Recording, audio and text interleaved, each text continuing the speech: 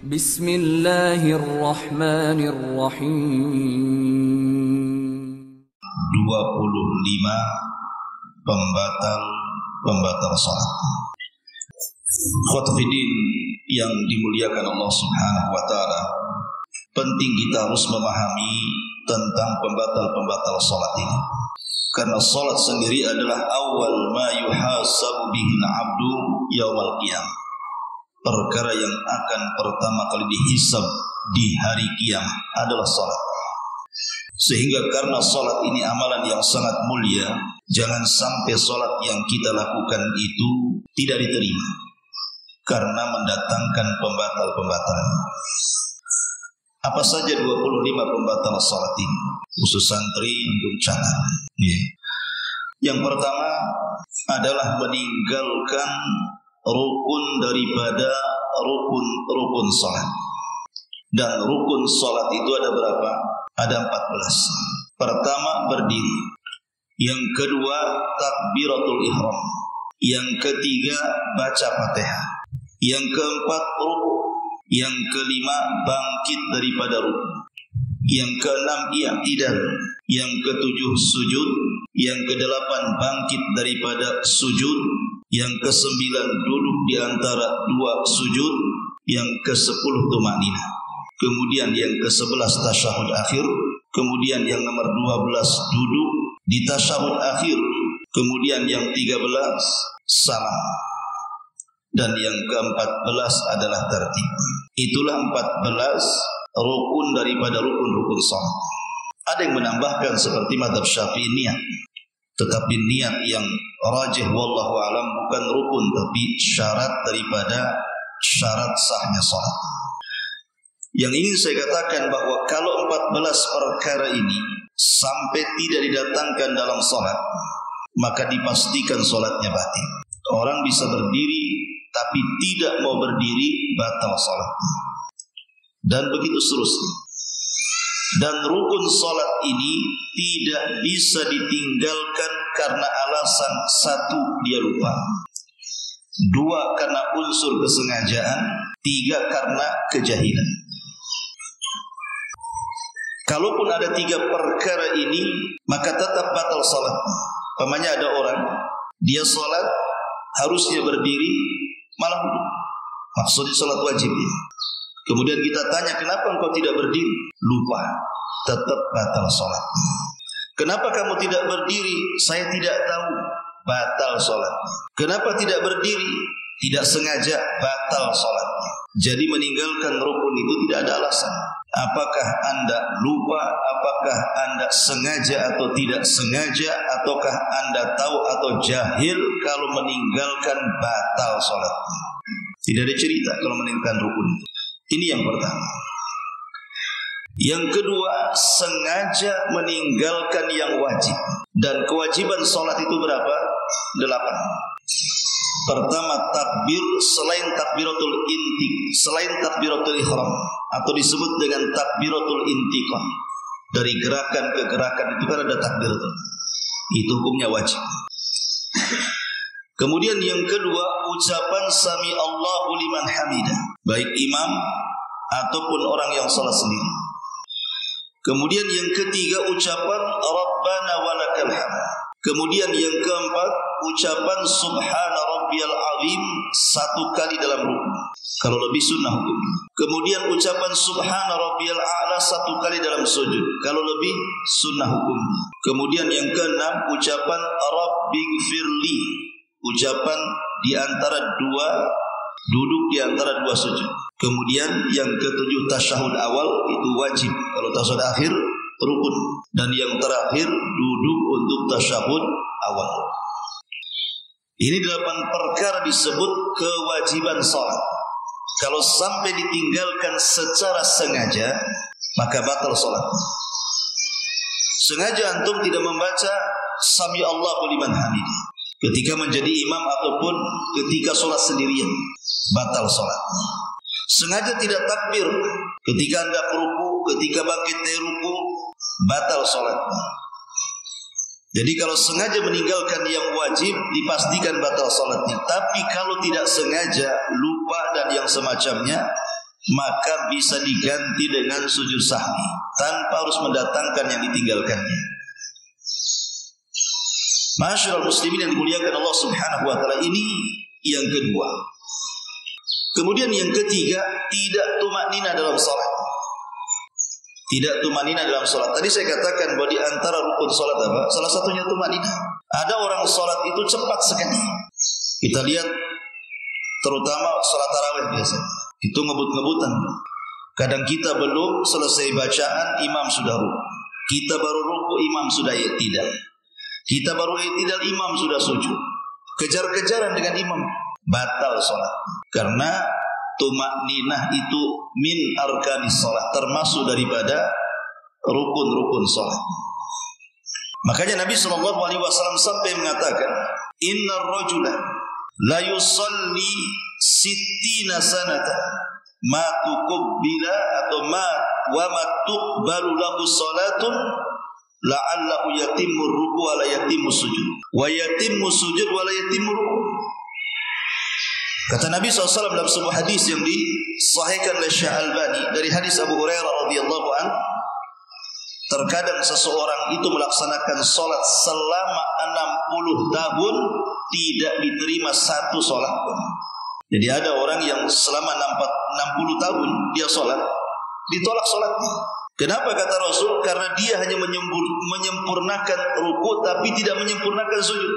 Dia menyempurnakan sujud tapi tidak menyempurnakan ruku. Dia tidak tumakninah, belum lurus sudah bangkit, dan begitu seterusnya. Ataupun yang keempat, menambah rukun. Ruku 2 kali kayak salat gerhana. Kalau salat gerhana tidak apa-apa ruku 2 kali. Tapi kalau salat wajib tidak ada ruku 2 kali, berdiri 2 kali. Maka siapa yang menambah rukun maka batal salatnya. Kemudian juga yang selanjutnya adalah salat sebelum waktunya. Allah mengatakan, inna salata kana 'alal mu'minina kitaban mauqutan. Salat itu bagi seorang muslim kewajiban yang sudah ditetapkan waktunya. Zuhur jam sekian, asar jam sekian, maghrib jam sekian, isya jam sekian, subuh jam sekian. Maka kalau seandainya orang itu salat di luar waktu, maka tidak sah salat. Nah, ini juga bagian daripada pembatal salat. Kemudian juga salat tanpa wudu, atau dia sudah berwudu kemudian batal, maka salatnya tidak sah.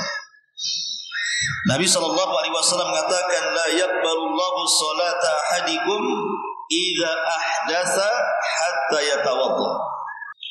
Allah tidak akan menerima salat salah seorang di antara kalian apabila dia berhadas sampai dia berwudu.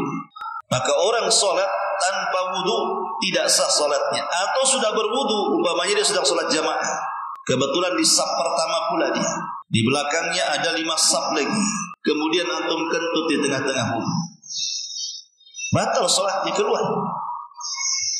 Jangan karena malu akhirnya diam sampai selesai, tidak boleh, berdosa. Terobos saja, nggak masalah ketika sholat Jumat melewati, ketika sholat jamaah melewati orang yang sedang sholat, asal jangan melewati imam saja. Karena sutrahnya makmum itu sutrahnya imam. Maka orang yang kemudian sholat dan dia mendatangkan pembatal wudu tidak sah sholatnya. Kemudian juga kashful aurat, membuka aurat. Syekh Utsaimin rahimahullah ta'ala dalam kitabnya Syarhul Mumti' jilid yang kedua, beliau mengatakan bahwa membuka aurat itu ada 4 perkara yang harus diketahui. Kalau antum sholat kemudian membuka aurat, apakah laki-laki atau perempuan, maka perhatikan 4 perkara. Pertama, jika auratnya terbuka, kata beliau, jika auratnya terbuka dengan unsur kesengajaan, amdan, jadi kashful aurati amdan, memang sengaja dibuka auratnya ketika sholat, maka tidak ada khilaf di antara ulama, batal sholatnya. Baik terbukanya sedikit ataupun banyak, baik terbukanya lama ataupun sebentar, tetap batal sholatnya kalau ada unsur kesengajaan. Yang kedua, kata beliau, jika auratnya terbuka tidak sengaja, tersingkap angin, ya mungkin ya tersingkap angin sedikit, kemudian terbuka sedikit. Pamannya perempuan pakai kaos kaki, tahu-tahu sobeklah di bagian jempolnya tuh, nampak pula lah jempolnya. Kan bisa saja terjadi itu koyak di bagian kakinya kan, ibu-ibu. Ya. Maka kalau tidak ada unsur kesengajaan, hukum sholatnya tidak batal, nggak sengaja. Jadi kata beliau, kata Syekh Utsaimin, jika tidak ada unsur kesengajaan dan terbuka sedikit, tidak banyak ya, sedikit saja, maka tidak batal. Yang ketiga, jika auratnya terbuka tidak sengaja, tapi terbukanya parah. Antum ketika sholat Allahu Akbar melorot pula sarung tuh, lupa pula tak pakai celana dalam. Seandainya terjadi, itu kan parah namanya. Ya. Jadi kalau yang seperti ini, kemudian ketika melorot itu nggak ada sengaja kan, mungkin kurang kencang sarungnya melorot, langsung diangkat lagi sarungnya, langsung diikat. Bagaimana hukum sholatnya? Kata Syekh Utsaimin, jika auratnya terbuka dengan sengaja dan terbukanya parah, kemudian segera ditutup lagi, maka hukum sholatnya tidak batal menurut pendapat yang kuat wallahu a'lam. Dan yang terakhir, jika auratnya terbuka tidak sengaja dan terbukanya parah, seperti tadi melorot gitu, dalam waktu yang lama, baru diketahui setelah sholat, maka harus diulang sholatnya. Umpamanya nih, seseorang pakai celana, robek pula celananya itu dari belakang. Kalau ruku, umpamanya kainnya tebelah, nampaklah duburnya. Dia tidak tahu sebenarnya, dan baru tahu itu setelah sholat. Kata Syekh Utsaimin, batal sholatnya harus diulang. Karena kan lama dia dari awal sholat masalahnya, sampai akhir sholat baru tahu, batal sholat, harus diulang. Ini juga tentang kashful awal. Kemudian juga selanjutnya istidbarul kiblah. Seseorang sholat tidak menghadap kiblat, tahu kiblat itu ke sini, malah membelakangi kiblat atau nyerong ke samping kiri ke kanan, tidak menghadap kiblat. Maka menghadap kiblat itu adalah syarat daripada sahnya sholat. Dan apabila seseorang meninggalkan syarat, hukumnya sama dengan meninggalkan rukun, batal ibadahnya, kecuali dalam 3 perkara. Seseorang boleh tidak menghadap kiblat itu dalam 3 perkara saja. Pertama, kalau dia memang al-ajazu, lemah, entah sakit parah, dia tidak bisa menghadap kiblat. Mau diapakan lagi, dia berbaring, terlentang, digulingkan ke kiblat pun tak bisa, dinaikkan ke kursi pun tak bisa. Ya namanya orang lemah karena unsur sakit tadi, maka tidak mengapa tidak menghadap kiblat. Ini yang pertama, karena ada ayat yang umum, fawalli wajhaka syatral masjidil haram wa haitsu ma kuntum fawallu wujuhakum syatr. Pada dasarnya, arahkan wajah kalian ke Masjidil Haram. Tetapi kemana engkau mengarah wajah-wajah kalian, tetap di sana ada Allah di situ. Jadi hukum asal menghadap kiblat.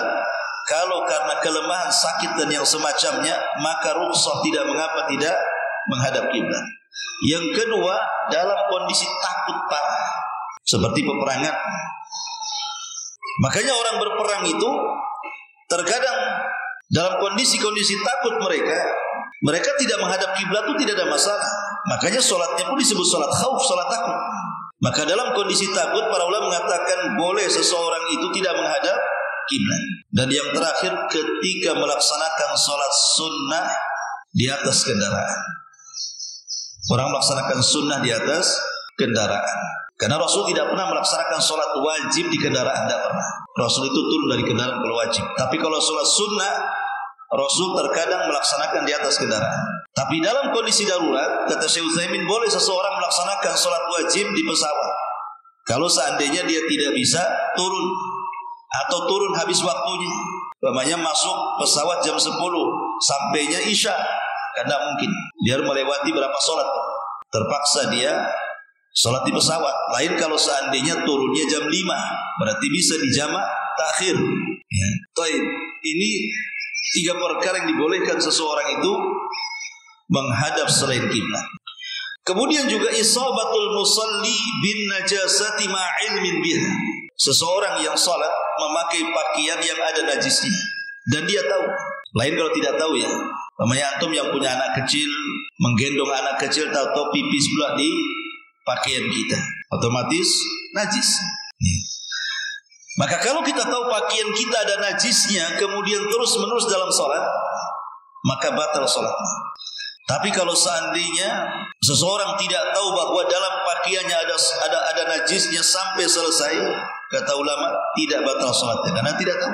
Tapi kalau tahu, ulama mengatakan batal salatnya. Kenapa? Karena izalatun najasati minat taharah. Menghilangkan najis dalam badan dan pakaian itu termasuk taharah. Dan taharah itu adalah syarat sahnya salat. Maka kalau salat pastikan dulu pakaian, badan, tempat jangan ada najis di situ. Kemudian yang nomor 5, al-amalul katsir min ghairi jinsi salati. Banyak bergerak. Ingat, 1 banyak bergerak dan bergeraknya terus-menerus dan bukan karena sebuah darurat. Ini 3 poin. Gerakannya banyak, terus-menerus dan bukan karena darurat. Kalau ini yang dilakukan batal salatnya. Kalau ini yang dilakukan batal salatnya. Asy-Syaikh Utsaimin rahimahullahu taala ketika beliau mengatakan tentang harokat dalam salat itu, beliau mengatakan harokat atau gerakan dalam salat selain gerakan salat itu hukumnya mengikut kepada hukum taklifi. Bisa wajib, bisa haram, bisa makruh, bisa sunnah, bisa mubah. Kata Syekh Utsaimin, gerakan di luar daripada gerakan salat yang dilakukan di dalam salat itu hukumnya mengikuti kepada 5 hukum. Terkadang gerakan itu wajib, terkadang gerakan itu haram, terkadang gerakan itu makruh, terkadang gerakan itu sunnah, terkadang gerakan itu mubah. Adapun yang wajib, contohnya umpamanya seseorang menggunakan pakaian 2 lapis. Dia baru sadar bahwa pakaian yang 1 lapis pakaian luar ini ada najisnya, maka kita langsung buka. Di tengah-tengah sholat, tidak apa-apa, wajib hukum. Sebab kalau dibiarkan pakaian ini terus sampai selesai sholat, tidak sah sholatnya. Maka dengan membuka pakaian itu, kemudian karena kita ada pakaian dalam lagi, maka itu hukumnya wajib. Nah, gerakan seperti ini hukumnya wajib, walaupun itu bukan gerakan dari sholat. Membuka kancing bukan gerakan sholat, tapi karena dalam pakaiannya ada najis, maka segera dibuka kemudian dilempar. Dalilnya adalah Nabi SAW pernah sholat bersama para sahabat. Tiba-tiba di tengah sholat Rasul melepas sandal. Karena kita tahu bahwa terkadang Rasul sholat pakai sandal, ya wajar, karena masjid di zaman Rasul bukan pakai keramik, ya masih tanah gitu ya. Terkadang Rasul sholat pakai sandal, itu sunnah hukum, sunnah mahjur, sunnah yang ditinggalkan kadang-kadang.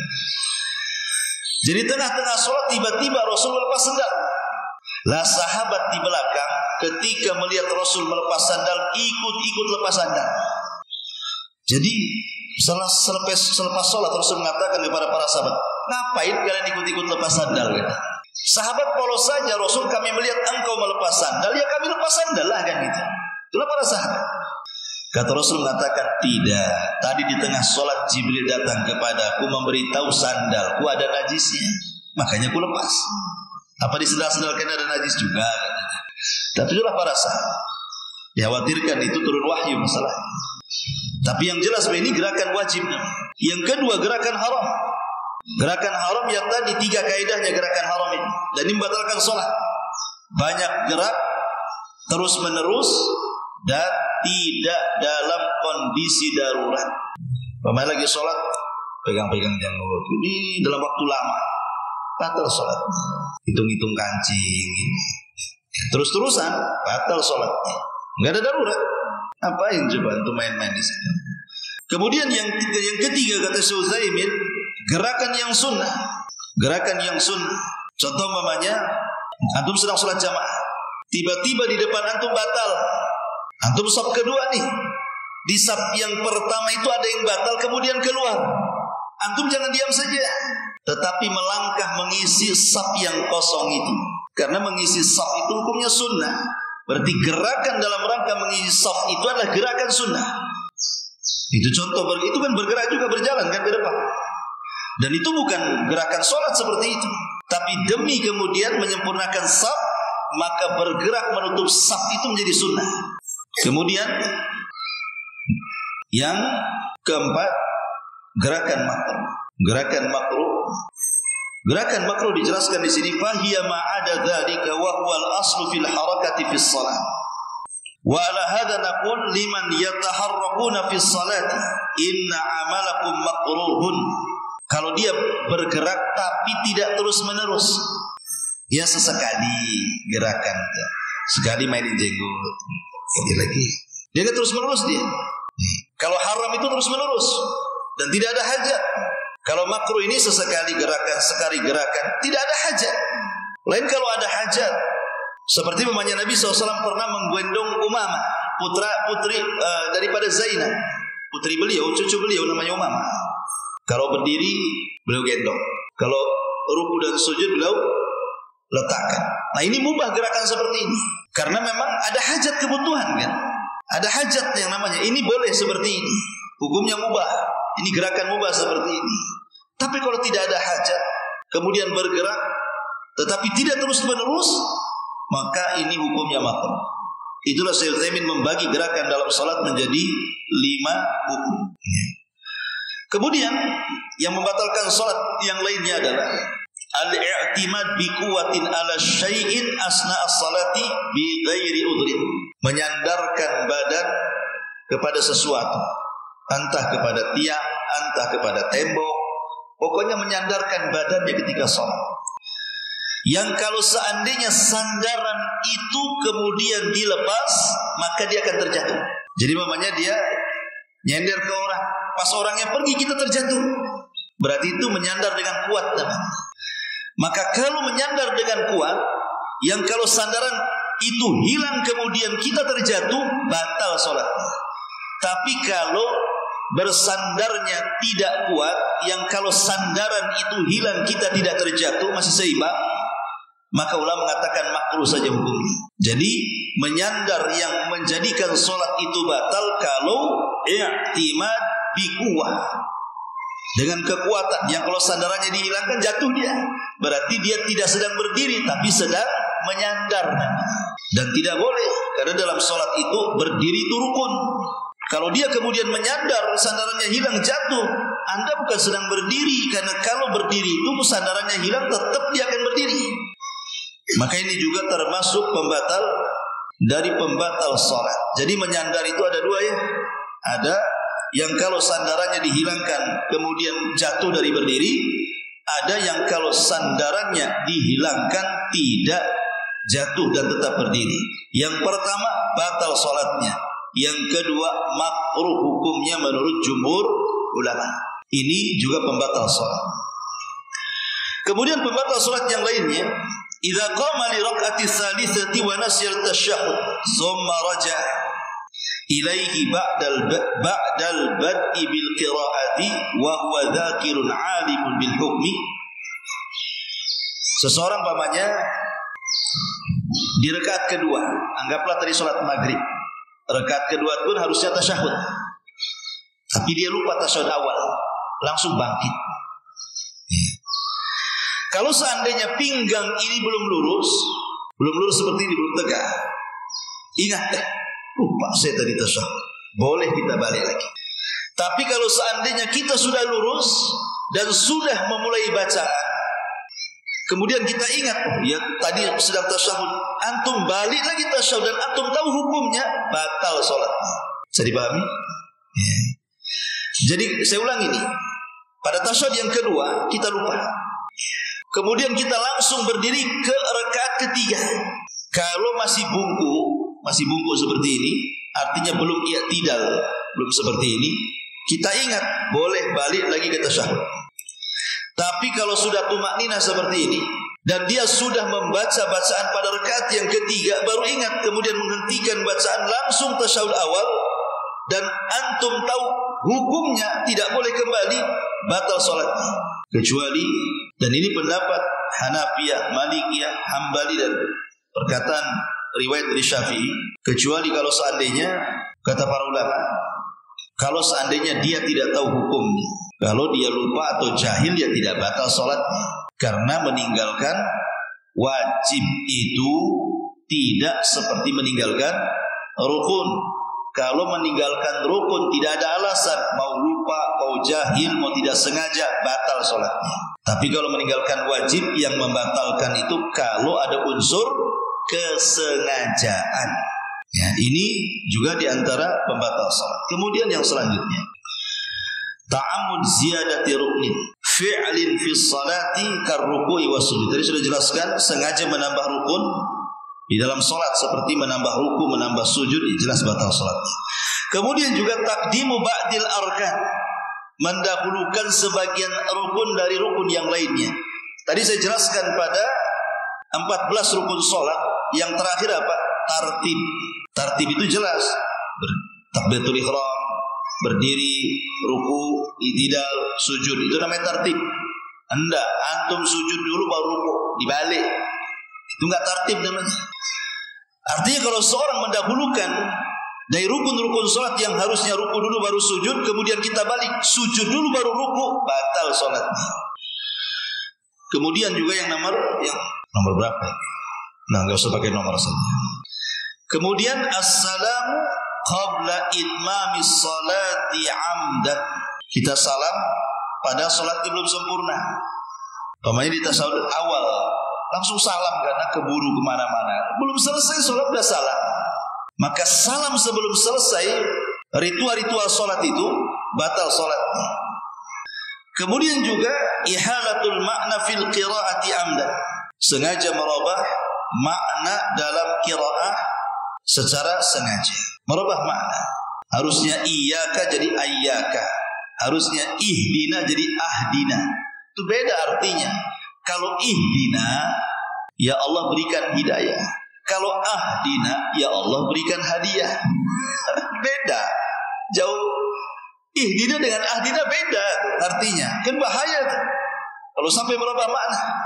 Maka kata para ulama di sini, ihalatul makna fil qiraati amdan, merubah makna secara sengaja, maka batal salatnya. Kemudian juga selanjutnya, ad-dukhulu fi sholati uryanan li adami wujudi ma yasturu bihi auratahu thumma wajada sitratan ba'idatan anhu athna'a as-salati fa hadha tubtilu salatuhu li annahu la yumkinuhu an yastatira illa bi amalin kathirin yunafi hala as-salati. Ketika masuk dalam salat dia telanjang, memungkinkan. Contoh umpamanya, antum masuk kamar mandi, antum enggak ada orang kan? Buka baju, buka celana, masuk ke kamar mandi. Rupanya pintu kamar mandi pula bukan pintu manual. Pintunya pula itu pakai kartu pula. Ketika masuk kartunya ketinggalan di luar. Bisa masuk tak bisa keluar. Seandainya nunggulah istri antum tuh lama balik. Mau nelpon tak ada telepon. Dalam kamar mandi. Ini dah masuk waktu zuhur lagi. Kemudian bentar lagi mau asar nih. Apa yang antum harus lakukan di sini? Sementara kemudian yang membukakan istri antum boleh jadi mungkin selesai kerjaannya maghrib dia baru sampai itu. Berarti bisa ketinggalan 3 sholat tuh. Kata Syekhul Islam Ibn Taimiyah rahimahullah ta'ala, sholat walaupun dalam posisi telanjang dengan cara murabbah. Murabbah itu sila, ya, supaya tidak nampak kali auratnya. Kenapa demikian? Karena meninggalkan kewajiban itu lebih bahaya dan lebih besar dosanya dibandingkan melakukan yang diharamkan. Salat di kamar mandi haram, tak boleh. Tapi kalau tidak salat meninggalkan wajib, maka ada kaidah para ulama, tarkul wajib asyad min irtikabil muharram. Meninggalkan yang wajib lebih besar dosanya dibandingkan melakukan yang diharamkan. Karena meninggalkan solat bisa sampai tingkat kufur. Tapi kalau melakukan yang diharamkan selama tidak menghalalkannya tidak kufur. Ya contohnya biar mudah. Iblis dengan Adam. Iblis itu dosanya dia meninggalkan kewajiban. Tapi Adam itu dosanya melakukan yang diharamkan.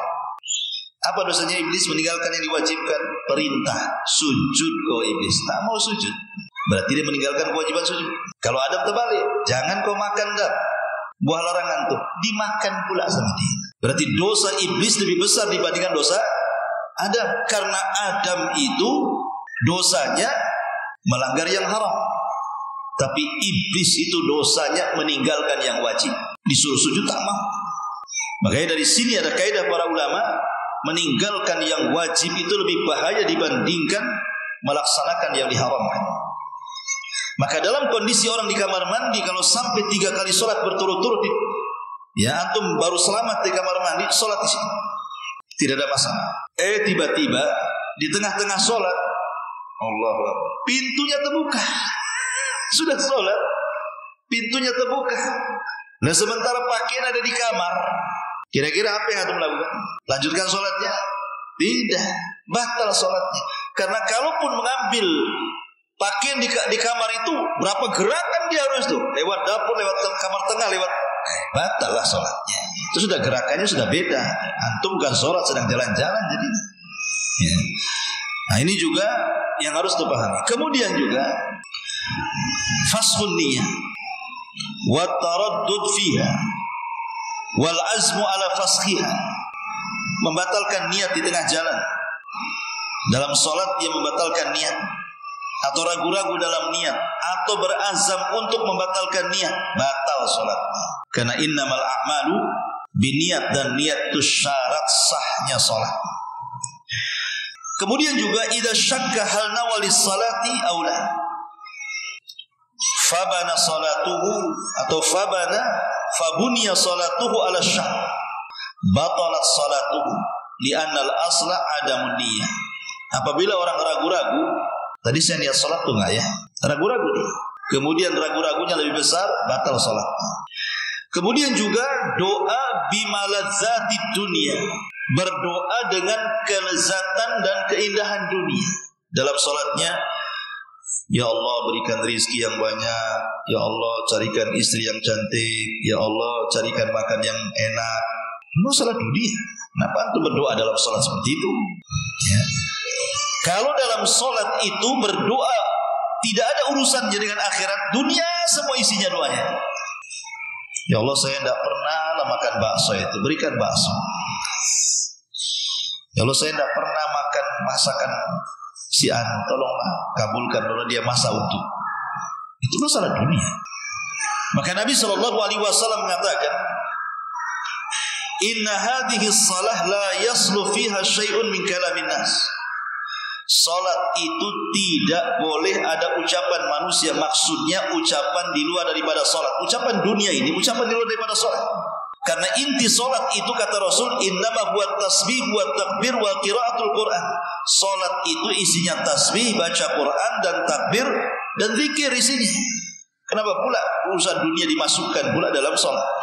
Maka kalau berdoa seperti itu batal salatnya, karena masukkan urusan di luar salat ke dalam salat. Kemudian juga al-dhahik wal qahqahatu bi sautin murtafi fi sholati. Ketika salat tiba-tiba tertawa. Allahu Akbar. Ingat antum itu cerita-cerita tahu-tahu tertawa.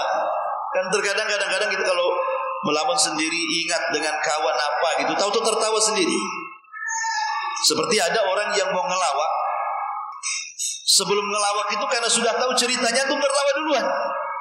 Kan ada tuh orang yang gitu. Kayak saya mau cerita sama antum itu, padahal anda belum cerita, tapi karena saya sudah tahu ceritanya seperti apa, tiba-tiba spontan saya tertawa duluan. Ceritanya belum diceritakan, tertawanya duluan. Jadi kalau spontan orang tertawa dalam sholat dengan suara yang keras, batal sholat. Termasuk juga al-kalamu fi sholati walau sahwan, berbicara dalam sholat walaupun lupa. Allahu Akbar. Handphone kan antum taruh di sini nih, ada yang nelpon, diambil. Assalamualaikum, dia lagi sholat, dimasukkan lagi, batal sholat walaupun lupa. Ya, apalagi sengaja, makin batal sholatnya. Lupa saja batal sholatnya. Ya, maka ini juga termasuk pembatal sholat. Termasuk juga Taqdimul makmum alal imam. Seorang makmum ketika sholat mendahului imam. Imam belum ruku, kita belas dah ruku. Imam belum i'tidal, kita ruku i'tidal, bahkan kita sudah sujud. Ini siapa yang jadi imam, siapa yang jadi makmum jadinya kan? Innama ju'ilal imam liyu'tamma bihi, kata Rasul. Dijadikan imam itu untuk diikuti. Kalau dia takbir, kita takbir. Jangan dia belum takbir, kita takbir. Menyelisih hadis Nabi sallallahu alaihi wasallam. Atau taslimul makmum qabla al-imam amdan. Imam ini tasyahud akhir. Dia lagi baca 4 perlindungan, belum salam, kita belum ada salam. Ya, jadi makmum salam sebelum imam dengan sengaja, bukan karena melamun ya. Kalau tidak sengaja tidak batal, tapi harus kembali. Dia ngelamun, sangkanya imam assalamualaikum, rupanya imam belum. Nah, itu lain ceritanya, karena tidak ada unsur kesengajaan kan. Ya. Yang membatalkan itu adalah kalau ada unsur kesengajaan. Atau makan dan minum, dia tahu dan dia ingat. Pamannya gini, antum habis makan lupa sikat gigi, rupanya ada nasi di gigi tinggal 3, nggak sempat ketelan. Ketika sholat main-main gigi pula, keluar pula nasi itu. Kalau antum punya telan, batal sholat. Ambil, ya. Kemudian jangan diludahkan ke depan, haram. Tapi diludahkan ke kiri. Ya, kalau saya di Yaman itu dulu, kadang-kadang orang Arab tuh pakai serban tuh. Kalau ada apa serbanya, ditaruh di serban. Kalau antum ada pesak, taruh aja di pesak 3. 3 beras. Jangan tak dikunyah di situ. Kalau sampai dikunyah ditelan, batal sholatnya. Karena itu termasuk makan dan dia tahu baik sedikit ataupun banyak, maka batal sholatnya dengan kesepakatan atau konsensus para ulama. Kemudian an-nafhu wa nahnahatu asna as-salati bila hajatin. Niup-niup sesuatu tanpa ada hajat. Ya, kalau ada hajat mungkin ya, tapi kalau tidak ada hajat tentu mungkin ada apa di sini. Ngapain? Biarkan saja lah. Kalau memang itu bukan perkara-perkara yang menyakitkan, pokoknya ada apa kertas nempel di sini. Itu lagi sholat. Niup-niup sampai keluar 2 huruf. Sampai keluar 2 huruf kata ulama, maka batal salatnya. Idza dhahara minhu harfan, kalau sampai mengeluarkan 2 huruf dazal. Kemudian juga percepat al-intihab wal buka. Seseorang menangis dalam salat bukan karena takut kepada Allah, karena ingat hutang, batal salatnya. Tapi kalau takutnya karena ada bacaan-bacaan Quran yang mengingatkan neraka, azab, menangis, tidak batal salatnya. Tapi kalau urusan dunia nangis, antum yang muda-muda baru diputus cintanya, kepikiran dalam sholat, nangis, batal sholat. Ya. Kemudian juga idza sabaqa ala lisanil musalli kalaman ghairal Quran asna al-qira'ah aw ghalaba su'al aw utas aw tasa'ub aw buka fala tabtulu sholatu bidzalik. Tetapi kalau seandainya sabqul lisan itu enggak sengaja mengucapkan sesuatu, ataupun mungkin dia bersin, ataupun tasa'ub muak, ya, ataupun tanpa sengaja dehem seperti itu, karena mungkin ada apa ganjel di sini. Maka ini tidak batal salat, karena tidak mungkin ditahan. Menguap ditahan gimana kan itu? Orang ngantuk yang muak dalam salatnya. Mau bersin ditahan, bahaya kan gitu. Bisa pecah di kepala dan bersin ditahan. Itu tidak batalkan salatnya, atau ganggu di tenggorokan ada gitu, enggak masalah. Itu tidak batalkan salat. Wallahu a'lam. Sudah isya, masih banyak. Subhanallah wa bihamdika asyhadu an la ilaha illa anta astaghfiruka wa atubu ilaik. Allahu ta'ala alam. Assalamualaikum warahmatullahi wabarakatuh.